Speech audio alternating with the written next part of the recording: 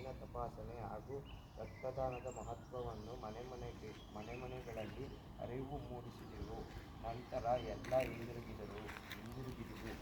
Lion club ತಂಡದಿಂದ ಹಾಗೂ ಪ್ರಭು eye clinic ಎಲ್ಲ ತಪಾಸಣೆ ಮಾಡಲು ಸಿದ್ಧರಾಗಿದ್ದರು. ಈಗ ಈ ಒಂದು ಕಾರ್ಯಕ್ರಮದಲ್ಲಿ ಊರಿನ ಗ್ರಾಮದ ಜನರು ಬಂದು ತಪಾಸಣೆ ಮಾಡಿಕೊಂಡರು. ತದನಂತರ ಎಲ್ಲ ಕ್ಲಬ್ ತಂಡದಿಂದ ಬಂದಂತಹ ಅತಿಥಿಗಳು ಭೋಜನ ಮುಗಿಸಿಕೊಂಡು ಹೊರಟರು. ಜೊತೆಗೆ ಎಲ್ಲ ಸೇವಕರು ಕೂಡಿ ಭೋಜನ ಮುಗಿಸಿಕೊಂಡರು. ಭೋಜನ ಮುಗಿದ ಹೊತ್ತಿನಲ್ಲಿ ನಮ್ಮ NSSನ ಹಿರಿಯ ಸ್ವಯಂ ಸೇವಕರುಗಳು ಆಗಮಿಸಿದ್ದರು. ಮಧ್ಯಾಹ್ನದ ಚಟುವಟಿಕೆಗಳು 1 ದೇಶೀಯ ಕ್ರೀಡೆಗಳು.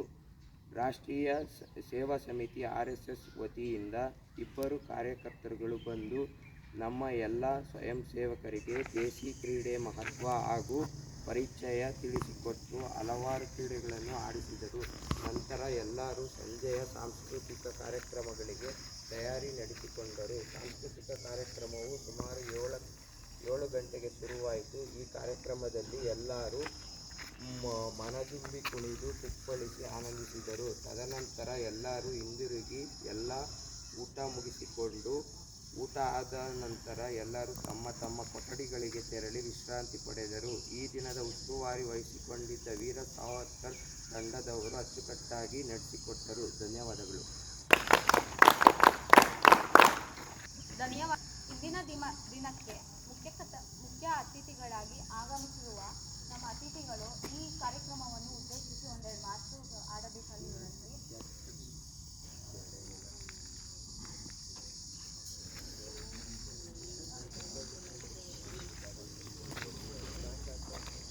ಬೆಳಗಿನ ಶುಭೋದಯಗಳು. ಇನ್ನು ಬೆಳಗ್ಗೆ 6:45 ಜೋಶ್ ಇಲ್ಲ. ಮೊದಲನೇದಾಗಿ 4 ದಿನಗಳ ಕ್ಯಾಂಪನ್ನು ಯಶಸ್ವಿಯಾಗಿ ಸಂಪೂರ್ಣಗೊಳಿಸಿದಂತಹ ತಮ್ಮೆಲ್ಲರಿಗೂ ಏನು ವಿಶೇಷ ತಿಳಿಸ್ಬೇಕು, ನಿಮಗೆ ನೀವೇ ಅಪ್ರೋಚ್ ಮಾಡ್ಕೋಬೇಕು. ಹಾಗೆ 4 ದಿನ NSS ಕ್ಯಾಂಪನ್ನು ಸಂಪೂರ್ಣವಾಗಿ ಯಶಸ್ವಿಯಾಗಿ ಮುಗಿಸಿ ಇಂದು 5ನೇ ದಿನಕ್ಕೆ ಚಾಲನೆಯನ್ನು ಕೊಟ್ಟಿರ್ತಕ್ಕಂತಹ ನಮ್ಮ ಎಲ್ಲ ಸಪೋರ್ಟರ್ಸ್ ಹಾಗೂ ಎಲ್ಲ ವಾಲಂಟಿಯರ್ಸ್ಗೂ ಅಭಿನಂದನೆಗಳನ್ನ ತಿಳಿಸ್ತಾ, ಮೊದಲನೇದಾಗಿ ಇಲ್ಲಿ ಫಸ್ಟ್ ಇಯರ್ಸ್ ವಿದ್ಯಾರ್ಥಿಗಳು ಹೆಚ್ಚಾಗಿರೋದ್ರಿಂದ NSS ಅಂತಕ್ಕಂಥದ್ದು ಸಾಮಾನ್ಯ ಅಲ್ಲ. 1969ರಲ್ಲಿ ಸ್ಥಾಪನೆಗೊಂಡಂಥ NSS ಇಷ್ಟು ದೊಡ್ಡ ಮಟ್ಟಕ್ಕೆ ಬೆಳೆದಿದೆ. ಅದರಲ್ಲೂ ನಮ್ಮ ಕಾಲೇಜು ಪ್ರತಿ ವರ್ಷ KLE ಸೊಸೈಟಿ ಸಿದ್ಧಲಿಂಗಪ್ಪ ಕಾಲೇಜು ಪ್ರತಿ ವರ್ಷ ಈ ರೀತಿ NSS ವಾಲಂಟಿಯರ್ಸ್ನ ಬ್ರೀಡ್ ಮಾಡಿ ಒಂದೊಂದು ಹಲವಾರು ರೀತಿಯಾದಂಥ ಸ್ಟೇಟ್ ಕ್ಯಾಂಪ್ಗಳಾಗಿರ್ಬೋದು, ನ್ಯಾಷನಲ್ ಕ್ಯಾಂಪ್ಗಳಿಗಾಗಿರ್ಬೋದು ಸತತವಾಗಿ ಕಳಿಸ್ತಾ ಬಂದಿದೆ. ಅದರಲ್ಲಿ ಅತಿ ಮುಖ್ಯವಾಗಿ ಪಾತ್ರ ಅಂತಂದರೆ NSS ಕೋಆರ್ಡಿನೇಟರ್ ಆದಂತಹ ಪ್ರತಿಭಾನ ನೋಡಬೇಕು. ಹಾಗೆ ಇಷ್ಟು ದೊಡ್ಡ ಮಟ್ಟದಲ್ಲಿ ಬೆಳೆದಿರ್ತಕ್ಕಂತಹ ಈ ಒಂದು NSSನ್ನು ತಾವುಗಳಾದಂಥವರು ಫಸ್ಟ್ ಇಯರ್ಸಲ್ಲಿದ್ದೀರಾ ಅಥವಾ ಸೆಕೆಂಡ್ ಇಯರ್ ಸ್ಟೂಡೆಂಟ್ಸ್ಗಳಾಗಿರ್ಬೋದು, ಮುಂದೆ ಇದೇ ರೀತಿ ಇನ್ನೂ ಉನ್ನತ ಮಟ್ಟಕ್ಕೆ ಕೊಂಡೊಯ್ಯಬೇಕು. ಹಾಗೆ ನಿಮ್ಮಲ್ಲೂ ಕೂಡ ಇನ್ನೂ ಒಂದಷ್ಟು ಕೋಆರ್ಡಿನೇಷನ್ಗಳು ಬರಬೇಕು. ಹಾಗೆ ಒಂದು ಟೀಮ್ ಬಿಲ್ಡಿಂಗ್ ಕೆಪಾಸಿಟಿ ಅಥವಾ NSSಲ್ಲಿ ಮುಖ್ಯವಾಗಿ ಏನಂತ ಅಂದರೆ ಒಬ್ಬ ಉತ್ತಮ ನಾಯಕನನ್ನು ಆಯ್ಕೆ ಮಾಡ್ತಕ್ಕಂಥದ್ದು. ಒಬ್ಬ ಉತ್ತಮ ನಾಯಕನಿಗೆ ಬೇಕಾದಂಥ ಕ್ವಾಲಿಟಿಗಳಿರ್ಬೋದು ಅಥವಾ ಒಂದು ಉತ್ತಮ ನಾಯಕನಿಗೆ ಬೇಕಾಗಿರ್ತಕ್ಕಂಥ ಸಾಮಾನ್ಯ ಪ್ರಜ್ಞೆಗಳಿರ್ಬೋದು, ಅದೆಲ್ಲವನ್ನು ಕೂಡ ಬಿಲ್ಡ್ ಮಾಡಲಿಕ್ಕೋಸ್ಕರನೇ ಇರ್ತಕ್ಕಂಥ ಒಂದು ಸಂಸ್ಥೆ ಅನ್ನೋದು NSS ಆಗಿರ್ತದೆ. ಹಾಗೆ ನಾವು ನಿನ್ನೆ ಮಾತಾಡ್ತಿದ್ವಿ, ಒಂದು ಉತ್ತಮ ನಾಯಕ ಆದಂಥವ್ನು ಯಾವ ರೀತಿ ಇರಬೇಕಪ್ಪ ಅಂತಂದರೆ, ಇವಾಗಿನ ಪ್ರಜಾಪ್ರಭುತ್ವದಲ್ಲಿ ಭಾಳ ಹಾಳಾಗಿರ್ತಕ್ಕಂಥದ್ದು. ಯಾಕಂತಂದರೆ ಒಂದು ಸಣ್ಣ ಉದಾಹರಣೆ ಬಗ್ಗೆ ಮಾತಾಡ್ತಿದ್ವಿ ನಾವು ನಿನ್ನೆ. ಒಬ್ಬ PSI ಆಗಿರ್ಬೋದು ಅಥವಾ UPSC ಕ್ಲಿಯರ್ ಮಾಡಬೇಕಂತಂದರೆ ಆ ನಾಯಕ ಅಥವಾ ಒಂದು ಅಧಿಕಾರಿ ಬರಬೇಕಂತಂದರೆ ಹಲವಾರು ರೀತಿಯಾದಂಥ ಕಷ್ಟಗಳನ್ನು ಪಟ್ಟಿರ್ತಾನೆ. ಅತಿ ಮುಖ್ಯವಾಗಿ ಹೇಳ್ಬೇಕಂತ ಅಂದರೆ ಇಲ್ಲಿ ಫೈನಲ್ ಇಯರ್ ಸ್ಟೂಡೆಂಟ್ಸ್ ಯಾರಿರ್ತೀರೋ, ನಮ್ಮದು ಹಲವಾರು ಭಾಷಣಗಳಲ್ಲಿ ಈ ಮಾತನ್ನು ಕೇಳಿರ್ತೀರಿ ಸತತವಾಗಿ. ಏನಂತ ಅಂದರೆ ಯಾವುದೇ ಒಂದು PSI ಆಗಿರ್ಬೋದು ಅಥವಾ ನಾರ್ಮಲ್ PC ಆಗಿರ್ಬೋದು, ಅವನು ಒಂದು ಹುದ್ದೆಗೆ ಬರಬೇಕಂತಂದರೆ ಅವನು ಎಜುಕೇಷನಲ್ ಆಗಿರ್ಬೋದು, ಎಕ್ಸಾಮಿನೇಷನ್ಸ್ ಆಗಿರ್ಬೋದು ಅಥವಾ ಇವೆಲ್ಲವನ್ನು ಪಾಸ್ ಮಾಡಿ ನೆಕ್ಸ್ಟ್ ಲೆವೆಲಿಗೆ ರೀಚ್ ಆದ ಅಂತಂದರೆ ಅದರಲ್ಲಿ ಏನಂತಂದರೆ ಈ ಟ್ರೈನಿಂಗ್ಗಳು. ಸೊ ಅಲ್ಲಿ ಏನಾಗುತ್ತೆ, ಫಸ್ಟು 1500 ಮೀಟರ್ದು ಓಟಗಳಾಗುತ್ತೆ. ಆದಮೇಲೆ ಜಾವ್ಲಿನ್ ಥ್ರೋ ಇರ್ಬೋದು, ಹೈ ಜಂಪು, ಲಾಂಗ್ ಜಂಪು, ಹಾಗೆ ಶಾರ್ಟ್ ಪುಟ್, ಈ ಥರ ಹಲವಾರು ಟೆಸ್ಟ್ಗಳನ್ನ ಪಾಸ್ ಮಾಡಿ ನೆಕ್ಸ್ಟ್ ಹಂತಕ್ಕೆ ಹೋಗ್ತಾನೆ. ಅಲ್ಲೇನಂತಂದರೆ ಹೈಟು, ವೆಯ್ಟು, ಚೆಸ್ಟು ಮತ್ತು ತೂಕಗಳನ್ನು ಈ ಥರ ಇತ್ಯಾದಿ ಟೆಸ್ಟ್ಗಳಿರ್ತವೆ. ಅವುಗಳನ್ನು ಕೂಡ ಪಾಸ್ ಮಾಡಿ ಒಂದು ಉನ್ನತ ಮಟ್ಟಕ್ಕೆ ಅಥವಾ ಒಂದು ಸ್ಥಾನಮಾನಕ್ಕೆ ಬಂದ ಅಂತಂದರೆ ಅವನಿಗೆ ಆದಂಥ ಒಂದು ಪೊಸಿಷನ್ ಇರುತ್ತೆ. ಬಟ್ ಅದಾದಮೇಲೆ ಅವ್ನು ಮಾಡ್ತಕ್ಕಂಥ ಕೆಲಸ ಏನಪ್ಪ ಅಂತಂದರೆ ಬೇರೆಯವ್ರ ಮುಂದೆ ಸಲಾಮ್ ಮಾಡೋದು. ಈ ರೀತಿಯಾದಂಥ ಒಂದು ನಾಯಕತ್ವಗಳನ್ನು ತೆಗಿಬೇಕು, ಹಾಗೆ ಇದ್ರ ಕಡೆ ಹೋರಾಡಬೇಕು ಅಂತಕ್ಕಂಥದ್ದು ಏಕೈಕ ಕೆಲಸಗಳನ್ನು ಮಾಡ್ತಕ್ಕಂಥದ್ದು ಅಂತಂದರೆ ಈ ಥರ ಒಂದು ಟೀಮ್ ಬಿಲ್ಡಿಂಗ್ ಆಗಿರ್ಬೋದು ಅಥವಾ ಒಂದು ನಾಯಕತ್ವದ ಮಹತ್ವವನ್ನು ತಿಳಿಸ್ತಕ್ಕಂಥದ್ದಾಗಿರ್ಬೋದು. ಈ ರೀತಿ ಹಲವಾರು ಸಂಸ್ಥೆಗಳಲ್ಲಿ ಕೆಲಸಗಳನ್ನು ಮಾಡ್ತಾ ಬಂದಿದ್ದಾರೆ. ಅದೇ ರೀತಿ NSS ಕೂಡ ಒಂದು. ಈ NSS ಅಲ್ಲಿ ಭಾಗಿಯಾಗಿರ್ತಕ್ಕಂಥ ತಾವೆಲ್ಲರೂ ಕೂಡ ವಾಲಂಟಿಯರ್ಸ್ ಆಗಿ ಏನಿದ್ದೀರಿ, ಇದೇ ರೀತಿ ಕಷ್ಟಪಟ್ಟು ಶ್ರಮವಾಗಿ ಎಲ್ಲರೂ ಕೂಡ ಕೆಲಸ ಮಾಡಿದ್ದಲ್ಲಿ ಮುಂದೆ ಕೂಡ ಈ ಒಂದು ಸಂಸ್ಥೆಗೆ ಇನ್ನೂ ಉನ್ನತ ಮಟ್ಟದಲ್ಲಿ ವಿದ್ಯಾರ್ಥಿಗಳು ಸೇರ್ತಾರೆ. ಹಾಗೆ ಆ ರೀತಿ ಸೇರ್ತಕ್ಕಂಥ ಜವಾಬ್ದಾರಿಗಳು ನಿಮ್ಮದಾಗಿರ್ತದೆ ಅಂತ ಹೇಳ್ತಾ ನನ್ನ ಮಾತುಗಳನ್ನು ಮುಗಿಸ್ತಿದ್ದೀನಿ. ಧನ್ಯವಾದಗಳು.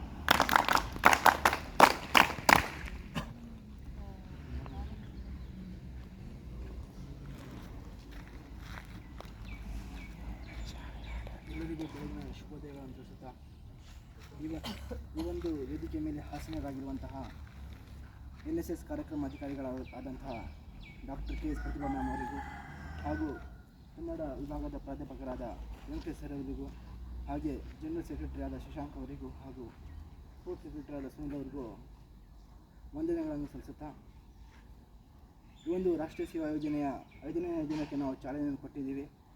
ಈ 4ನೇ ದಿನದಲ್ಲೂ ಕೂಡ ಖೇಲೋ ಭಾರತ್, ಖೇಲೋ ಇಂಡಿಯಾ ಅಂತ ದೇಶ ಕ್ರೀಡೆ ಅಂತ ಹೇಳ್ತಿಲ್ಲ, ಉತ್ತಮವಾಗಿ ನಿಮ್ಮ ಒಂದು ರಾಷ್ಟ್ರೀಯ ಸೇವಾ ಯೋಜನೆ ಬೆಳೆದು ಬಂದಿದೆ. ಇಲ್ಲೂ ಕೂಡ ನೀವು ಚೆನ್ನಾಗಿ ಕಲ್ತಿದ್ದೀರಾ. ಆದರೆ ಕೆಲವೊಂದು ವಿಷಯಗಳನ್ನು ಹೇಳೋದಾದರೆ ಒಂದು ಸುನೀಲ್ ಹೇಳ್ದಂಗೆ, ಶಶಾಂಕ್ ಹೇಳ್ದಂಗೆ ರಾಷ್ಟ್ರೀಯ ಸೇವಾ ಯೋಜನೆ 1949 ಸ್ಟಾರ್ಟ್ ಆಗಿರ್ಬೋದು.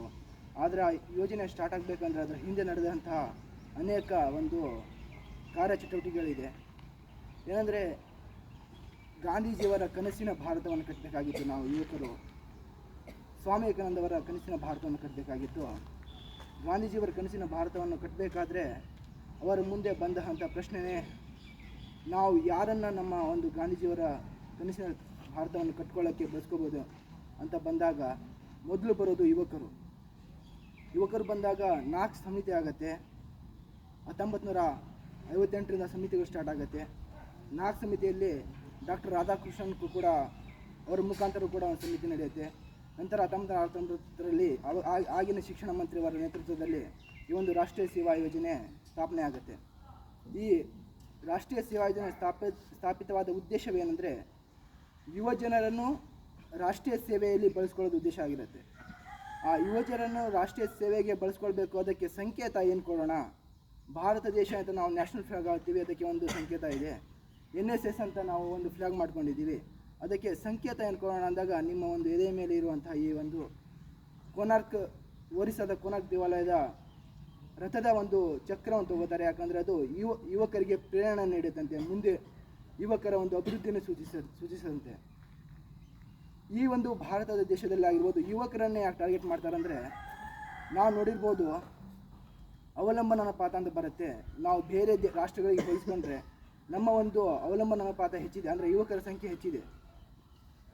ಆದ ಕಾರಣದಿಂದ ಯುವಕರನ್ನು ಟಾರ್ಗೆಟ್ ಮಾಡ್ತಾ ಇದ್ದಾರೆ. ನಾವು ಯುವಕರು ಎಲ್ಲಿ ಸೋತಿದ್ದೀವಿ ಅಂದರೆ ಅರ್ಥ ಮಾಡ್ಕೋಬೇಕಾದದ್ದಂತ ಅರ್ಥ ಮಾಡ್ಕೊಳ್ಳಾರ್ದೆ ಯಾರೋ ಹೇಳಿದ್ದನ್ನು ನಾವು ಪರಿಶೀಲಿಸದೆ ಅದನ್ನು ಅರ್ಥ ಗಂಭೀರವಾಗಿ ತೆಗೆದುಕೊಳ್ಳದೆ ಯಾರೋ ಜಯಂದ್ರು ಅಂತ ನಾವು ಜಯನ ಒಂದು ಪರಿಸ್ಥಿತಿಯಲ್ಲಿ ಬಂದಿದ್ದೀವಿ. ಯಾಕಂದರೆ ಈ ಒಂದು ರಾಷ್ಟ್ರೀಯ ಸೇವಾ ಯೋಜನೆಯನ್ನು ರೂಪಿಸುವುದೇ ಅದಕ್ಕಾಗಿ. ಯುವಕರು ತಮ್ಮ ಒಂದು ಸ್ವ ಆಲೋಚನೆಯ ಮೂಲಕ, ತಮ್ಮ ಒಂದು ಸ್ವ ಜ್ಞಾನದ ಮೂಲಕ ತಮ್ಮ ಹಿಂದೆ ಇರುವಂಥ ತಮ್ಮ ಪರಂಪರೆ ಆಗಿರ್ಬೋದು, ತಮ್ಮ ಒಂದು ಕುಟುಂಬ ಆಗಿರ್ಬೋದು, ತಮ್ಮ ಅಕ್ಕ ತಂಗಿಯಂದಿರಾಗಿರ್ಬೋದು, ನಿಮ್ಮ ಶಾಲಾ ಕಾಲೇಜುಗಳಲ್ಲಿ ನಿಮ್ಮ ಸ್ನೇಹಿತರಾಗಿರ್ಬೋದು, ಈ ಥರರು ನಿಮ್ಮನ್ನು ನೋಡಿ ಪ್ರೇರಣೆಯಾಗಿ ಒಂದು ಒಳ್ಳೆಯ ಹಾದಿಯನ್ನು ನೀಡಿದೆ ಅಂತ ಈ ಒಂದು ರಾಷ್ಟ್ರೀಯ ಸೇವಾ ಯೋಜನೆ ನಮ್ಮನ್ನು ತಿಳಿಸ್ಕೊಂಡಿದೆ. ಇನ್ನೊಂದು ಮುಖ್ಯವಾಗಿ ಹೇಳೋದಂದರೆ ಈ ನಾವೇನೋ ನಡೀತಾ ಇದ್ದೀವಿ ಯುವಕರಿಗೂ ಮುಖ್ಯವಾಗಿ ಯುವಕರು ನಡೆಯುವಂಥ ಪಾಠ ಬದಲಾವಣೆ ಎಲ್ಲರೂ ಒಂದೇ ಪಟ್ಟಿಯಲ್ಲಿ ಹೋದರೆ ಅದು ಅಭಿವೃದ್ಧಿಗೆ ಸಾಧಕ್ಕಾಗಲ್ಲ ಬಾಧಕ ಆಗುತ್ತೆ ಅಂತ ಹೇಳ್ತಾ ಇದ್ದೀನಿ. ಅದೇ ರೀತಿಯಲ್ಲಿ ಪ್ರತಿಯೊಂದು ಜಿಲ್ಲಾ ಮತ್ತು ಪ್ರತಿಯೊಂದು ತಾಲೂಕು ಮತ್ತು ಪ್ರತಿಯೊಂದು ಹೋಬಳಿಯಲ್ಲೂ ಕೂಡ ನಮ್ಮ ಒಂದು ರಾಷ್ಟ್ರೀಯ ಸೇವಾ ಯೋಜನೆ ಇದೆ. ರಾಷ್ಟ್ರೀಯ ಸೇವಾ ಯೋಜನೆ 1919 ಸ್ಥಾಪನೆ ಆದಾಗ ಕೇವಲ 40,000 ವಿದ್ಯಾರ್ಥಿಗಳಿಂದ ಸ್ಥಾಪನೆಯಾದ ರಾಷ್ಟ್ರೀಯ ಸೇವಾ ಯೋಜನೆ 17 ವಿಶ್ವವಿದ್ಯಾಲಯಗಳಲ್ಲಿ ಮೊದಲು ಒಪ್ಪಿಕೊಳ್ಳಲಾಗುತ್ತೆ. ಅದರಲ್ಲಿ ನಮ್ಮ ಬೆಂಗಳೂರು ಸೆಂಟ್ರಲ್ ಯೂನಿವರ್ಸಿಟಿ ಕೂಡ ಒಂದು, ಅಂದರೆ ಸಿಟಿ ಯೂನಿವರ್ಸಿಟಿ ಕೂಡ ಒಂದು 2019 ಡಿವೈಡ್ ಆಗುತ್ತೆ. ಈಗ ಪ್ರತಿಯೊಂದು ಯೂನಿವರ್ಸಿಟಿಯಲ್ಲಿ 10,000 ಜನಕ್ಕಿಂತ ಕಡಿಮೆ ವಾಲಂಟಿಯರ್ಸ್ ಇಲ್ಲ. ಒಂದು ಯೂನಿಟಲ್ಲಿ 100 ಜನ ಅಂದರೆ 10,000. 100 ಒಂದು ಯೂನಿವರ್ಸಿಟಿಯಲ್ಲಿ 100 ಯೂನಿಟ್ ಇದೆ. ಒಂದು ಯೂನಿಟ್ಗೆ 100 ಜನ. ಅದೇ ರೀತಿಯಾಗಿ ನಮ್ಮ ಇದನ್ನು ಸ್ಟಾರ್ಟಿಂಗು ಕಾಲೇಜು ಹಂತದಲ್ಲಿ ಸ್ಥಾಪನೆ ಮಾಡಿದ್ರು. ಆಮೇಲೆ ಮೊದಲು ಸ್ನಾತಕೋತ್ತರ, ಆಮೇಲೆ ಕಾಲೇಜು, ಆಮೇಲೆ PUC, ಆಮೇಲೆ ಹೈಸ್ಕೂಲು ಎಲ್ಲ ಹಂತದಲ್ಲೂ ಕೂಡ ಇದೆ. ಈ ಒಂದು ರಾಷ್ಟ್ರೀಯ ಸೇವಾ ಯೋಜನೆಯ ವತಿಯಿಂದ ಯುವಕರ ಪ್ರತಿಭೆಯನ್ನು ಅಂದರೆ ಅವರನ್ನು ಆಯ್ಕೆ ಮಾಡಬೇಕಲ್ಲ, ಅದಕ್ಕೋಸ್ಕರ NSS ಕಡೆಯಿಂದ ಸ್ಟೇಟ್ ಕ್ಯಾಂಪು, ನ್ಯಾಷನಲ್ ಕ್ಯಾಂಪು, ಯೋಜನೋತ್ಸವ, RD ಕ್ಯಾಂಪ್ ಕೂಡ ಇದೆ. ಆ ಒಂದು RD ಕ್ಯಾಂಪ್ಗೆ ಸೆಲೆಕ್ಷನ್ ಆಗಿ ನೀವು ಹೋಗಬೇಕಾದ್ರೆ ಅದು ಅಂಥ ಇಂಥ ಒಂದು ಇದಲ್ಲ. ಒಂದು RD ಕ್ಯಾಂಪನ್ನು ಮುಗಿಸ್ಕೊಂಬಂದಂಥ ಅಧಿಕಾರಿಗಳ ನಮ್ಮ ಮುಂದೆ ಇದ್ದಾರೆ. ಅವರಿಗೂ ಕೂಡ ನಾನು ತುಂಬ ಹೃದಯದ ಒಂದು ಅಭಿನಂದನೆಗಳನ್ನು ಸಲ್ಲಿಸುತ್ತೇನೆ. ಈ ಒಂದು ಇದನ್ನು ಯಾಕೆ ಹೇಳೋಕ್ಕೆ ಇಷ್ಟಪಟ್ಟೆ ಅಂದರೆ ನೀವು ಕೂಡ ಆ ಒಂದು ಹಂತಕ್ಕೆ ಬೆಳಿಬೇಕಾಗತ್ತೆ. ಮತ್ತು ಯೂತ್ ಪಾರ್ಲಿಮೆಂಟ್ ಅಂತ ಬರುತ್ತೆ.